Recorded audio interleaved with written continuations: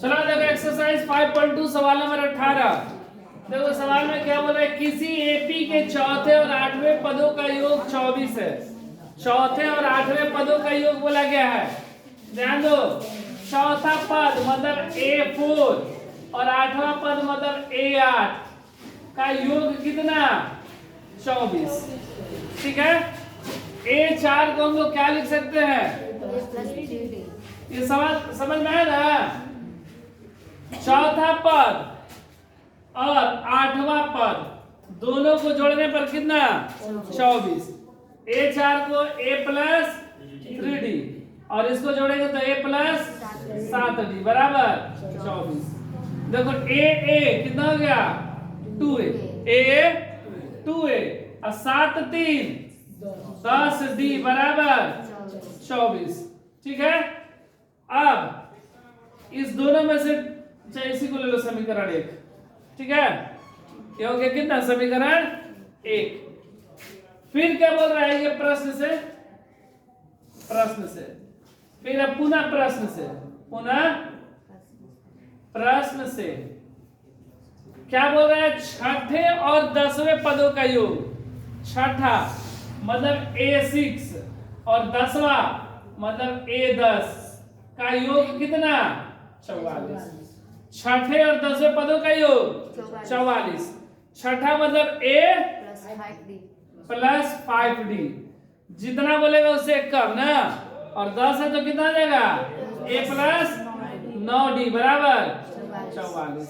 A 2A और 9 5 14D बराबर 44। समीकरण 2। अब दोनों समीकरण को हम लोग आपस में क्या करेंगे? घटा देंगे तो मेरा A और D का मान आ जाएगा। लिखेंगे समीकरण 1 तथा 2 को घटाने पर समीकरण 1 कितना? 2A+10D बराबर 24 और 2 कितना है? 2A+14D बराबर 44। यही ना? एक हो गया 2A+10D बराबर 24 और 2 हो गया 2A+14D बराबर 44। घटाने के लिए बोल रहा है तो प्लस है तो माइनस, प्लस है तो माइनस, प्लस है तो ये 2A कैंसिल ना। क्या बचा? 14 में से 10 गया, क्या बचा? माइनस का 4D और 44 में से 24 गया, क्या बचा? माइनस का 20। D बराबर -20 बटा में -4, माइनस माइनस कैंसिल, 4 5 20, D बराबर 5। D का मान कितना हो गया? 5। अब इस D का मान समीकरण 1 या 2 किसी में भी रखेंगे तो मेरा A का मान आ जाएगा।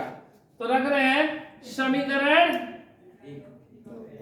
1 में D का मान रखने पर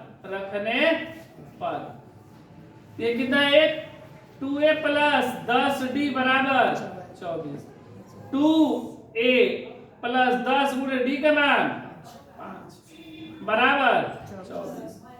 2A+10 बचे बराबर 24, प्लस का 50 इधर आएगा तो 24 माइनस 50, 2A बराबर घटा दें कितना बचेगा?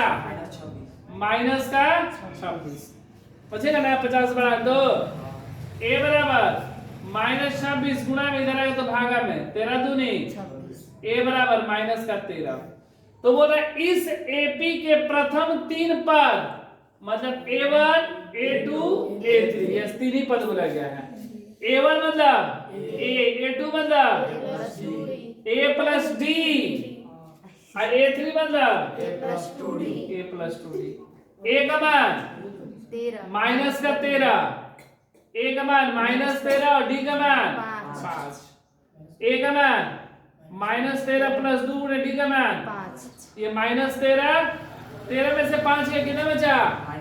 माइनस का 8 और ये -13 + 5 दूनी 10, तो कितना हुआ? -13 -8 और ये घट गया तो माइनस का 3।